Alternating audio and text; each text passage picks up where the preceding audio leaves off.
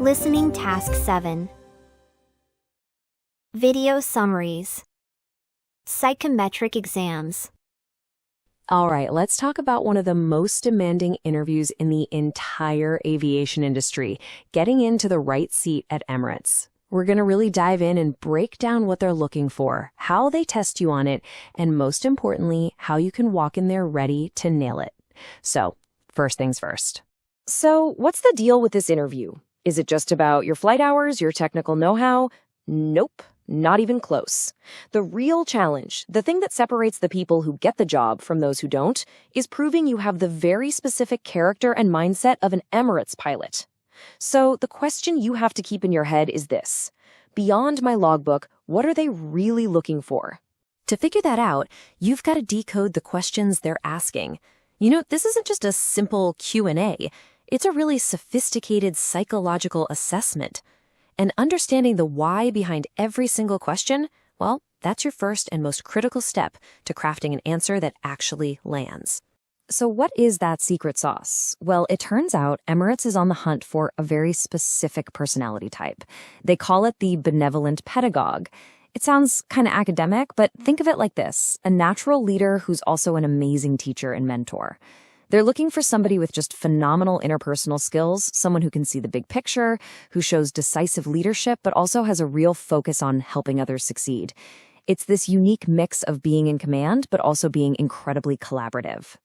Okay, so knowing what they want is half the battle, right? But the other half is knowing how to prove you've got it. I mean, you can't just walk in and say, "Hey, I'm a great leader." You've got to show them with actual evidence from your career. And the absolute best tool for that job is something called the STAR method. Let's break down how you're going to use this to build some seriously powerful answers. The STAR method is about to become your new best friend. Seriously, for every single one of those behavioral questions, you're going to frame your answer just like this. You start with the situation, just set the scene, give them the context. Then you move to the task. What exactly was your job? What were you responsible for? Next up, the action. Tell them precisely what you did, step by step. And you finish with the result. What happened? What was the outcome? And maybe most importantly, what did you learn from it? This simple framework turns a basic answer into a powerful story that proves you know your stuff. All right, let's get into the nitty-gritty of the questions. First up, you can bet they are going to test your core command abilities. We're talking leadership and decisiveness. They absolutely have to know that you can take charge, that you can make the tough calls, and that you can lead a crew effectively, especially when the pressure is on. So you're going to get hit with things like, tell me about a time you led a team, or describe a quick, decisive decision you had to make. This is your cue. This is where you pull out one of your STAR stories. Think back. A really challenging flight, a complicated project on the ground, maybe a time you had to bring a divided crew together. Your goal is to show that benevolent leadership. You're not a dictator, you're a consensus builder who at the end of the day can and will make the final call. Next, they want to see the person beyond the captain's stripes. I mean, modern aviation is all about crew resource management, CRM, and that means they're going to dig deep into your people skills and your ability to see that big picture, how everything and everyone connects to get the job done safely. So you'll get questions about mediating a conflict, or how you mentor junior crew, or a time your situational awareness helped solve a problem. And again, you need to have your STAR stories ready to go. How did you de-escalate that tense moment between two cabin crew members? How did you use a small piece of information that maybe others missed to create a safer outcome? That's exactly how you prove you're a collaborative leader, not just a pilot. Now let's talk about the part of the interview that trips up so many people, talking about your weaknesses. Look, these questions are not traps. They're opportunities. Emirates wants to see if you're self-aware, if you're humble, and if you're capable of actually learning from your mistakes. And here's the crucial point. They're testing your capacity for growth. Let's be honest, a pilot who thinks they're perfect is a dangerous pilot. They want to see that you can take constructive criticism, that you can admit when you got something wrong, and, this is the most important part, that you learned the lesson. So when they ask you about a mistake you made or a time you got some tough feedback, just be honest. Use that STAR method, but this time put a huge emphasis on the R, the result. What did you learn? What procedure did you change in your own flying? How did you become a better, safer pilot because of that one experience? That's how you turn what feels like a negative into a powerful story of professional growth. Now, here's a really interesting insight from our source material. It points out a potential blind spot for this benevolent personality type, a tendency for what it calls thinking in the service of feeling. What does that mean? It means making a decision based on loyalty or a desire to help someone instead of on pure objective logic and standard operating procedure. And you better believe the interviewers know about this, and they will absolutely probe for it. And that leads us straight into the next group of questions, which are all designed to test your professional boundaries. They need to be sure that your desire to be a helpful, well-liked member of the crew doesn't override your absolute commitment to safety, regulations, and procedure. So when you hear a question like, tell me about a time your loyalty caused a problem, or when have you put a colleague's needs before your own, you need to be really careful. Your answer has to show that while you're a supportive team player, your ultimate loyalty is always to the safety of that flight and the integrity of the operation. You have to show them you know exactly where that line is and that you never, ever cross it. Okay, final section. You could be the best pilot in the world, technically speaking, but if you're not a good fit for the company and for life in Dubai, it's just not going to work out. This last part of the interview is all about proving you've done your homework and that you're genuinely committed to being part of the Emirates team for the long haul. They need to see real, specific motivation from you. A generic, oh, I've always wanted to fly for a big, prestigious airline, that's just not going to cut it. Think about it. They're investing a massive amount of money and time in you. They need to know that you're just as invested in them. Be ready for the direct hits. Why Emirates specifically? What do you actually know about our company culture? What do you know about what it's like to live and work in Dubai? Your answers have to be specific. Talk about their fleet, their route network, their training philosophy, their company values. Show them you've really thought about this move and that you're genuinely excited about the life, both professional and personal, that's waiting for you there. And to tie it all together, they're going to throw practical, on-the-job scenarios at you. This is where it all comes together. This is where you have to apply all those traits we've been talking about, your leadership, your humility, your company knowledge, to a hypothetical situation in the cockpit. This is your big chance to show them, not just tell them. For a classic question like, the captain isn't following an SOP, what do? This is a pure CRM test.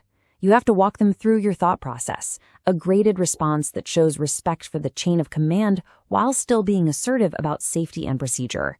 You can even use the STAR method in your head to structure your thinking and show them exactly how you'd handle a tough real-world challenge. So, as we wrap this up, what's the one crucial thing to remember through all of this? The entire interview, every single question, is built on one simple principle. They believe that your past performance is the absolute best predictor of your future success. Every question is just an invitation for you to provide the evidence from your past that proves you've got what it takes for their future. So your job isn't to go memorize canned answers. Your job is to really deeply reflect on your career, your triumphs, your mistakes, the moments you learn the most, all of the experiences that have shaped you into the pilot that you are today. Because in the end, this whole high-stakes interview really just comes down to one final, powerful question that you have to answer for yourself. What is the story that only you can tell? Hey, welcome to The Explainer. Today we are going to pull back the curtain on something we all dread a little bit, the job interview. We're going to look at the hidden mechanics that can make a simple chat feel like this super calculated, high-stakes personality test. I mean, really, just think about that for a second. What if every single question you got wasn't just random? What if it was a script written just for you, designed to test the very core of who you are? Your strengths, sure, but maybe even more importantly, your weaknesses. It sounds kind of like something out of a spy movie, but honestly, it happens way more than you'd think. Okay, so let's get right into it. We actually got our hands on this incredible document. It's a mock interview script, and get this, it's for an Emirates pilot candidate. So we're not talking about theory here. This is a real, behind-the-scenes look at how one of the most high-stakes hiring processes on the planet is actually put together. So the first thing you need to know, the thing that makes this interview so different, is that it's hyper-personalized. Okay, so here's the secret sauce. The questions for this pilot, his name's Renato, by the way, they weren't random at all, not even close. Think of them more like precision tools, each one carefully crafted to explore and test his specific psychometric profile. In his case, he's an ENFJ. And when you do that, the interview stops being just a conversation. It's almost like a surgical procedure. Right. So if we want to understand the questions, we first have to understand the blueprint they were built from, and that's the ENFJ profile. So the source material calls the ENFJ a benevolent pedagogue. I mean, what a title, right? It's pretty cool. Basically, these are your natural, charismatic leaders. We're talking people with just phenomenal interpersonal skills, and they're not the ones who get bogged down in the tiny details. They're the ones who instinctively see the big picture. And of course, every personality profile has two sides to the coin. So, for the ENFJ, you've got these incredible strengths. Seeing the big picture, juggling a ton of responsibilities, being super decisive, always helping others. But that's balanced by some potential weaknesses, things like being way too self-critical, sometimes neglecting their own needs, or even being loyal to a fault. And this profile, this exact list of strengths and weaknesses, this becomes the playbook for the entire interview. All right, so let's break down how the script actually tests for these strengths. The first goal is really simple. It's all about validation. Okay, so the profile says ENFJs are big picture thinkers. But a really good interviewer isn't just going to ask, hey, are you a big picture thinker? No way. They're going to make you prove it. They need a story. So they ask exactly this. See what that does? It forces the candidate to give more than a simple yes. It demands a story, a real, concrete example that works as hard evidence for that specific trait. All right, next up. The profile mentions those phenomenal interpersonal skills. Now, in a cockpit, that's not just about being friendly, right? It's about being able to handle conflict when the pressure is on.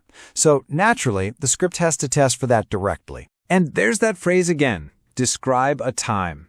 See, the question isn't about what you would do in a hypothetical situation. It's about what you have actually done. It's a classic interview technique. And it's super effective because it uses your past behavior to predict your future performance.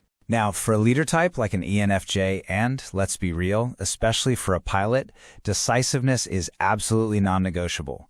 When things get critical, there is zero time for hesitation. So the interview has to find solid proof of that skill. But the real test here, the clever part, is that follow-up. What was your thought process? An interviewer doesn't just want a story with a nice, happy ending. They want to pop the hood and see the engine. They want to understand the logic, the calm reasoning that got you to that decision. Okay, but this is where it gets really, really smart. A good interviewer doesn't just sit there and celebrate all your strengths. No, a great interviewer will strategically and respectfully start to probe your potential weaknesses. They need to know if any of those could become a real liability for the company. So remember how the profile warns that ENFJs can be overly self-critical? Well, think about that for a pilot. You have to be able to learn from your mistakes, obviously, but you can't let it destroy your confidence. So this becomes a really crucial area to explore. Now, this might look like a totally standard interview question, right? We've all heard it. But for this specific profile, it is a targeted probe. The goal here is to see if that self-critical tendency makes them defensive or if they can channel it into actual growth. Honestly, the reaction to the criticism is way more important than the original story. Okay, next up, the profile says ENFJs can sometimes neglect their own needs because they're just so focused on helping everyone else. For a pilot, things like fatigue management and self-care, well, they aren't just nice-to-haves. They are absolutely critical for safety. This question is it's masterful. It starts off by inviting this heroic story of self-sacrifice, right? But the real punchline is that last part. What did you learn? The interviewer is digging for self-awareness. Do they get the potential danger in always putting themselves last? Do they know how to set healthy boundaries? That's what they're really after. So, okay, this is all fascinating. But how does this help you? Well, understanding this method basically gives you a whole new playbook for how you prepare for any interview. You can forget about trying to memorize perfect answers to 100 different questions. That's not where the power is. The real power comes from being able to anticipate the kinds of questions you'll be asked, based on the job and your own profile. In a way, you can almost write the interviewer's script for them before you even walk in the door. And it really breaks down into 3 pretty simple steps. Number 1, get brutally honest with yourself. What are your actual key strengths and what are your real potential weaknesses? Step 2, put on your interviewer hat for a minute.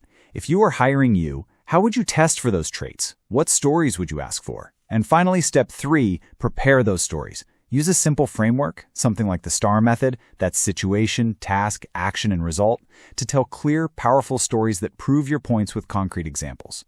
And that's the blueprint. So we'll leave you with this one question to think about. Now that you've seen how it's done, what would an interview designed specifically for you look like? Figuring that out just might be the key to unlocking your next big opportunity. That's all for this explainer.